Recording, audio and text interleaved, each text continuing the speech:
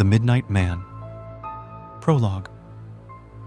In a quiet suburban neighborhood, a group of teenagers decided to play a game they had heard about on the internet, a game known as The Midnight Man. The rules were simple. Summon the Midnight Man at the stroke of midnight and try to avoid him until 3:33 a.m. What they didn't know was that the game was not just an urban legend. It was real, and it was deadly. Chapter 1. The Invitation. It was a chilly autumn night when Sarah, Mike, Jenny, and Tom gathered at Sarah's house. They were all thrill seekers, always looking for the next adrenaline rush. Jenny suggested they play the Midnight Man game, claiming it was just a harmless scare. With a mix of excitement and nervousness, they agreed to give it a try. Chapter 2. The Preparation.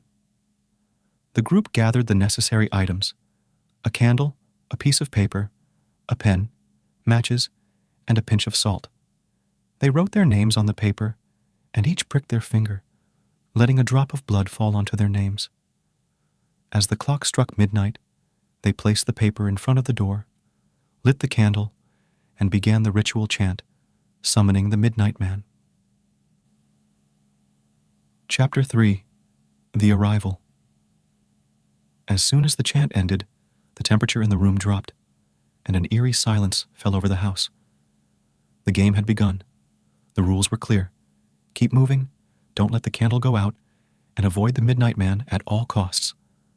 They split up, each taking a different part of the house, trying to stay vigilant. Chapter 4. The First Encounter. Sarah was the first to sense his presence. A dark shadow passed by the corner of her eye, and her candle flickered. She quickly relit it, her heart pounding. She could hear faint whispers, as if someone was calling her name.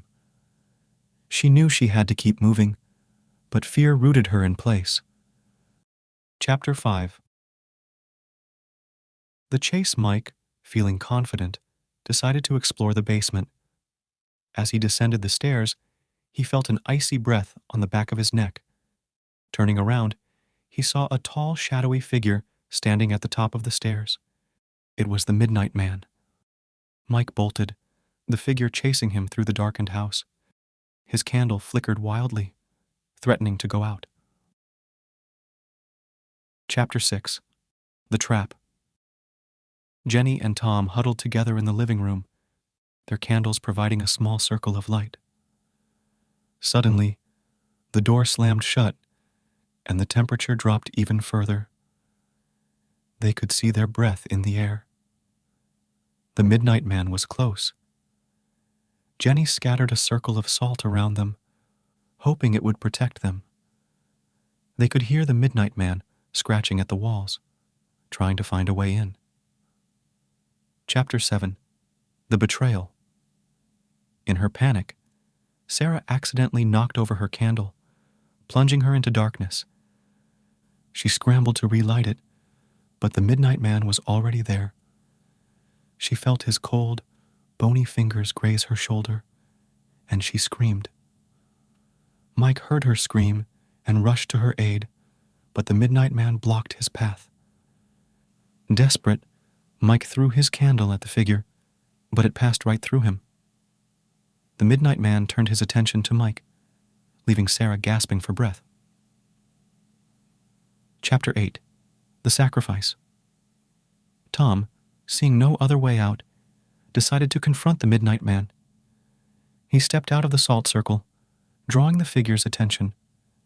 As the Midnight Man advanced, Tom chanted a counter-ritual he had found online, hoping to banish the entity. The figure hesitated, and for a moment, it seemed like Tom's plan might work. Chapter 9. The Desperation. The Midnight Man let out a blood-curdling scream and lunged at Tom. Jenny, in a moment of bravery, threw her candle at the creature, causing it to retreat momentarily. They knew they had to last until 3:33 a.m., but time seemed to drag on endlessly. Every minute felt like an eternity as they fought to keep their candles lit and their courage intact. Chapter 10. The Final Stand.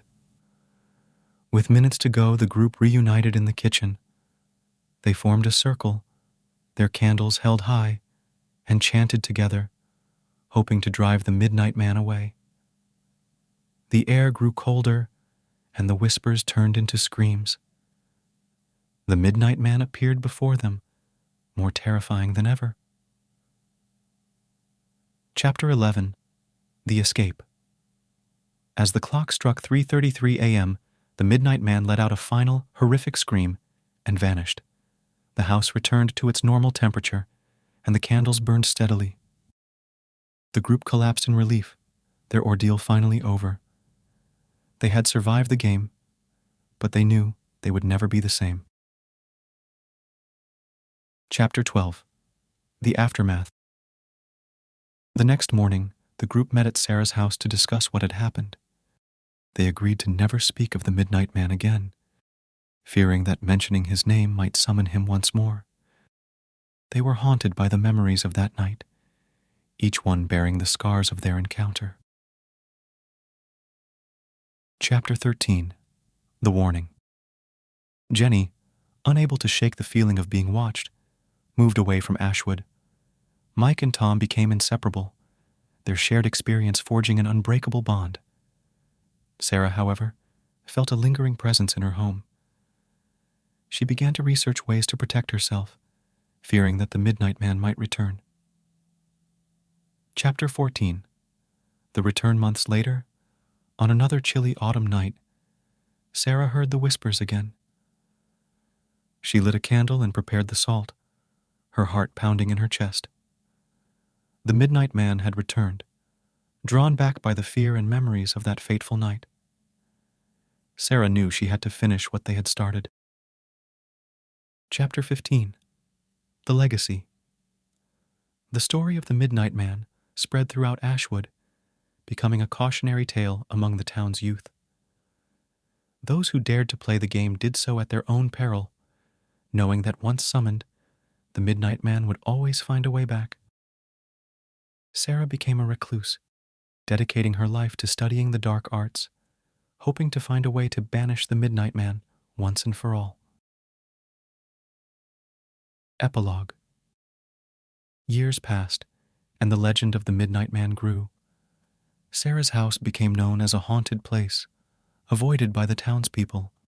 But some nights, if you listened closely, you could still hear the faint whispers of the midnight man waiting for his next victim